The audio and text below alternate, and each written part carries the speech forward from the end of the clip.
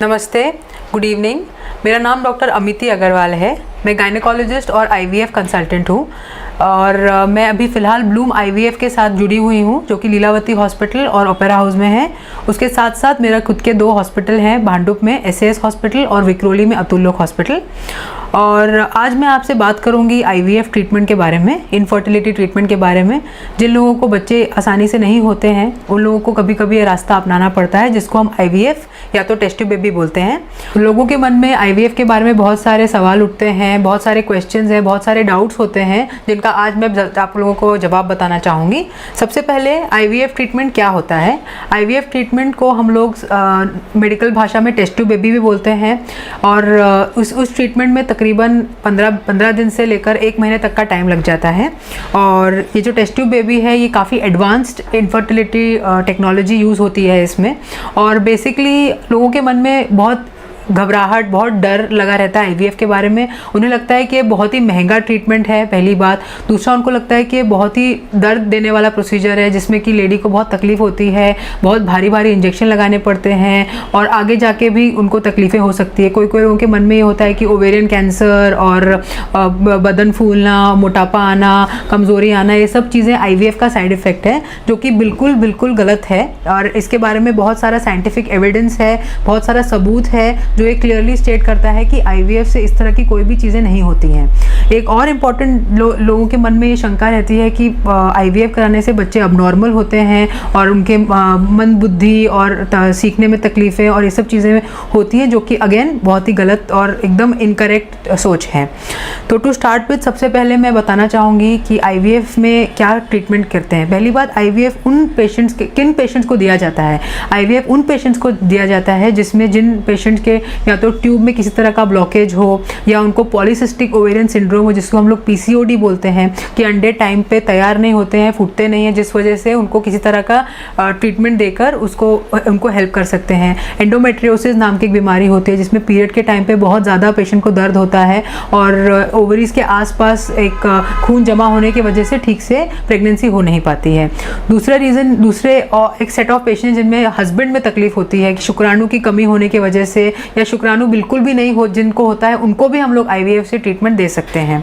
तो मेनली ये सब ट्रीटमेंट्स हैं जिसमें हम लोग आईवीएफ ऑफर कर सकते हैं पेशेंट को। और अब उसमें क्या क्या क्वेश्चन यह होता है कि ठीक है, आपने सिलेक्ट कर दिया कि ये पेशेंट को आईवीएफ की ज़रूरत है। सेकंड क्वेश्चन ये आता है कि आईवीएफ के लिए हमें किस तरह के टेस्ट, किस तरह के इन्वेस्टिगेशंस लगते हैं।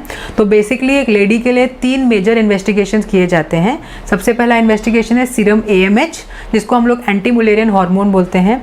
इस हार्मोन से हमें ये पता चलता है कि लेडी के अंडे, जो ओवरी है जिसको अंडीदानी बोलते हैं, उसमें कितनी कैपेसिटी है, उसमें कितने एग्स हैं, वेदर कि वो आगे माँ बन सकती है कि नहीं, कि ज़्यादा एग्स हैं, कम है, उसका आइडिया हमें एक ब्लड टेस्ट सीरम AMH से मालूम पड़ता है। नेक्स्ट हम लोग करते हैं सीरम TSH, जिसको थायराइड स्टिमुलेटिंग हार्मोन बोलते हैं। कभी कभी थायराइड ज़्यादा होने की वजह से भी पेशेंट को इनफर्टिलिटी का प्रॉब्लम होता है, जिस वजह से वो माँ नहीं बन पाती है। और सेकेंड होता है एक हार्मोन जिसको हम लोग बोलते हैं प्रोलैक्टिन। तो थर्ड टेस्ट है सीरम प्रोलैक्टिन। ये 3 मेजर ब्लड टेस्ट किए जाते हैं। ये बेसिकली हार्मोन टेस्ट है, इसकी कमी या ज़्यादा होने की वजह से कभी कभी प्रेगनेंसी नहीं रुक पाती है। एक लेडी में थर्ड इंपॉर्टेंट टेस्ट है, वो होती है एक सोनोग्राफी, जो कि एक सिंपल वेजाइनल सोनोग्राफी होती है, जिसमें हम लोग यूट्रस और अंडेदानी दोनों को अच्छे से एग्जामिन करते हैं, देखते हैं कि कुछ उसमें कोई सिस्ट या गांठ या फाइब्रॉइड, पॉलिप वगैरह कुछ तो नहीं है। फिफ्थ टेस्ट ये होता है कि हम लोग ये टेस्ट करते हैं, सोनोग्राफी में अपने को ये नहीं मालूम पड़ता है कि उस पेशेंट की ट्यूब खुली है कि ब्लॉक्ड है, तो उसके लिए हम एक और टेस्ट करते हैं, जिसको हम लोग HSG बोलते हैं या हिस्ट्रोसैल्पिंगोग्राफी बोलते हैं, जिसमें ऑपरेशन की कोई ज़रूरत नहीं होती है। पीरियड के 8वें, 9वें या 10वें दिन पे ये एक एक्सरे निकाला जाता है, नीचे से एक डाई पुश करके फोटोग्राफ्स लेते हैं और हमें मालूम पड़ता है कि पेशेंट की ट्यूब ओपन है या क्लोज्ड है। अगर पेशेंट उस चीज़ के लिए रेडी नहीं है तो हम लोग लैप्रोस्कोपी वगैरह भी कर सकते हैं, जिसको सादी भाषा में दूरबीन तपास बोलते हैं। तो एक पेशेंट के लिए, ये एक लेडी के लिए ये बेसिक टेस्ट होते हैं, और हस्बैंड के लिए शुक्राणु तपास होता है। ये शुक्राणु तपास नॉर्मली 3 या 4 दिन के गैप रख रख के किया जाता है, मतलब 3 या 4 दिन हम कपल को समझाते हैं कि उस दौरान वो संबंध ना बनाए और 4 दिन के गैप के बाद वो टेस्ट किया जाता है। So these are the basic investigations. ये सब बेसिक इन्वेस्टिगेशन करने के बाद हम लोग हमारा ट्रीटमेंट चालू करते हैं। और अब मैं आपको बताती हूँ कि एग्जैक्टली ये प्रोसीजर क्या होता है। तो प्रोसीजर ये होता है कि हम लोग ये सब टेस्ट एक बार हो जाते हैं, पेशेंट को 1 महीने पहले से ओवेरियन मल्टीविटामिन्स होते हैं, हस्बैंड का अगर सीमन में कुछ प्रॉब्लम है, कुछ तकलीफ है, तो उनका सीमन काउंट बढ़ाने के लिए हम मेडिसिन वगैरह देते हैं। उसके बाद हम पेशेंट को पीरियड के 2nd या 3rd डे पे, दूसरे या तीसरे दिन पे अपने पास बुलाते हैं और एक सोनोग्राफी करते हैं। उसमें देखते हैं कि कोई ओवरी में सिस्ट वगैरह नहीं है, तो हम लोग उस दिन से ट्रीटमेंट शुरू करते हैं। जब मैं कहती हूँ कि ट्रीटमेंट शुरू करते हैं, मतलब हम लोग उस पेशेंट को इंजेक्शन शुरू करते हैं। ये इंजेक्शन तकरीबन 10 से 11 दिन दिए जाते हैं लेडी को, और इस इंजेक्शन में भी 2 तरह के इंजेक्शन आते हैं। एक वो होता है जो बहुत ही हाई क्वालिटी का होता है, जिसको बोलते हैं रिकॉम्बिनेंट FSH इंजेक्शन, और दूसरा होता है जो कि अच्छी क्वालिटी का ही होता है, लेकिन वो पेशेंट खुद अपने आप नहीं ले सकती, उसको किसी डॉक्टर या नर्स के पास जाके वो इंजेक्शन लेने पड़ते हैं, क्योंकि वो इंट्रामस्कुलर इंजेक्शन होते हैं, वो कमर पे दिए जाते हैं। उसको हम लोग HMG इंजेक्शन बोलते हैं। दोनों का रिजल्ट तकरीबन एक जैसा ही है, बट जो खुद लिए जाते हैं वो इंजेक्शन की क्वालिटी थोड़ी सी बेटर है, जिस वजह से उसका कॉस्ट भी थोड़ा सा ज़्यादा होता है। तो इस तरह के 2 इंजेक्शन होते हैं जो पेशेंट को दिए जाते हैं। जो मैंने आपको बोला कि जिसका कॉस्ट ज़्यादा है, वो इंजेक्शन महंगे हैं, लेकिन वो एब्सोल्युटली पेनलेस इंजेक्शन होते हैं, पेशेंट खुद घर में बैठे बैठे ले सकती है। जब मैं ये बात बोल रही हूँ कि खुद पेशेंट बैठे बैठे ले सकती है, इसका साफ जाहिर है कि दर्द नहीं होता है। फिर एक बार 10 दिन इंजेक्शन ख़त्म हो जाते हैं, उसके बाद हम लोग पेशेंट को समझाते हैं कि अब आपका जो एग्स हैं, अंडे हैं जो तैयार हो गए हैं, उस दिन हम पेशेंट को एडमिट करते हैं और एक 15 मिनट का एनेस्थीसिया दे के उनको बेहोश करके एक अल्ट्रासाउंड प्रोब के उधर एक नीडल लगी होती है, उस नीडल के थ्रू हम लोग उस एग्स को बाहर निकालते हैं। वो अंडे बाहर निकाल के हम टेस्ट ट्यूब में रखते हैं। उसके बाद उसी दिन हम उनके हस्बैंड का स्पर्म जो है, सीमन जो है, वो कंटेनर में लेते हैं। उसमें हम लोग स्पर्म वॉश करके जो सबसे अच्छी क्वालिटी के फास्ट मूविंग, जो दिखने में मॉर्फोलॉजिकली अच्छे हैं, जो जिनमें कोई अबनॉर्मल, जो नॉर्मल लुकिंग स्पर्म्स हैं, वो कलेक्ट करके एक एक अंडे के अंदर हम लोग एक एक स्पर्म इंजेक्ट करते हैं। इस प्रोसीजर को हम लोग ICSI बोलते हैं, जिसको इंट्रासाइटोप्लाज्मिक स्पर्म इंजेक्शन बोला जाता है।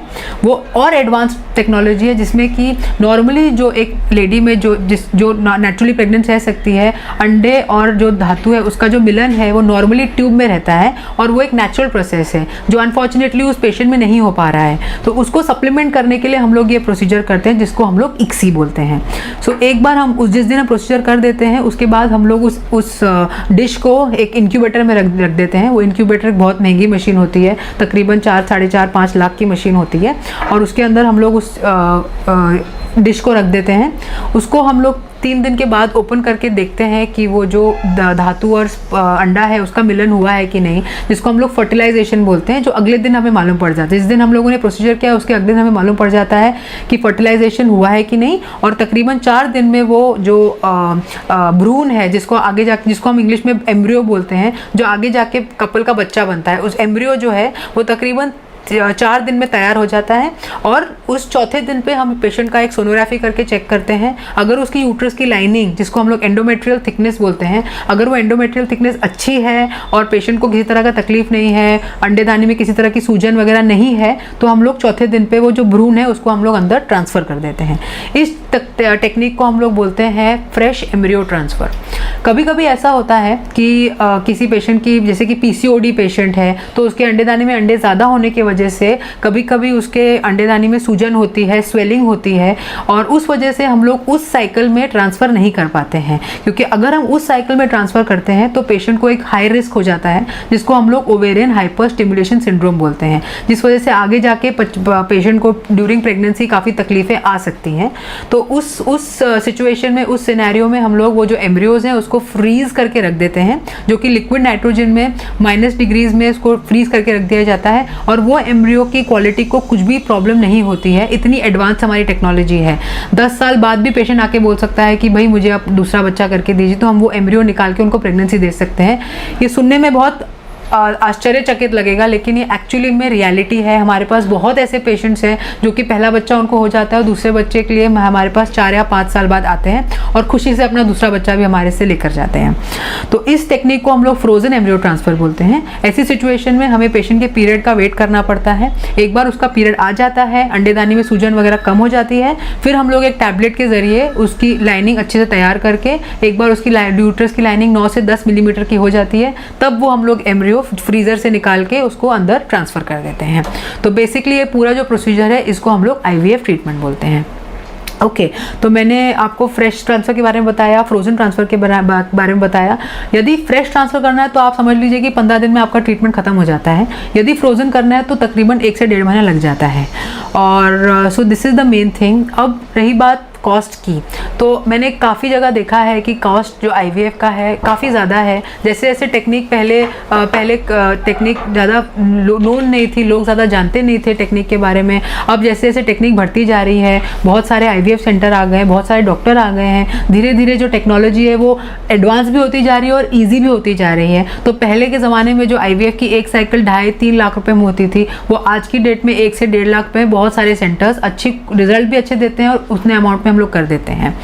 तो ये सब मैं बताना चाहती थी आप दर्शकों को कि आप लोग IVF से ज़्यादा डरे मत और अच्छे डॉक्टर के पास जाइए, जो कि आपको लगता है कि जो सिर्फ एक्सपीरियंस या सिर्फ कितना बड़ा उनका नाम है उससे फ़र्क नहीं पड़ता है। आप डॉक्टर के पास जाइए, उनसे बात करिए और अगर आपको तसल्ली होती है, अगर आपको ऐसा लगता है कि आपको वहाँ पे रिजल्ट मिलेगा तो आप बेधड़क वहाँ पे जाइए, क्योंकि टेक्नोलॉजी इतनी आगे जा चुकी है कि जिनको स्पर्म्स जिन हस्बैंड्स को स्पर्म्स का भी जिनको है ही नहीं बिल्कुल, एज़ूस्पर्मिया जिसको हम बोलते हैं, जिसमें कि एक भी शुक्राणु नहीं है, उनके लिए भी हमारे पास आजकल टेक्नोलॉजी आ गई जिसको हम लोग टीसा, माइक्रो टीसा बोलते हैं, जिसमें कि एक छोटा सा प्रोसीजर होता है जिसमें नीडल के जरिए से डायरेक्टली टेस्टिस जिसको हम गोटी बोलते हैं उसके अंदर से हम लोग स्पर्म्स निकाल सकते हैं और IVF करके उनको प्रेगनेंसी दे सकते हैं।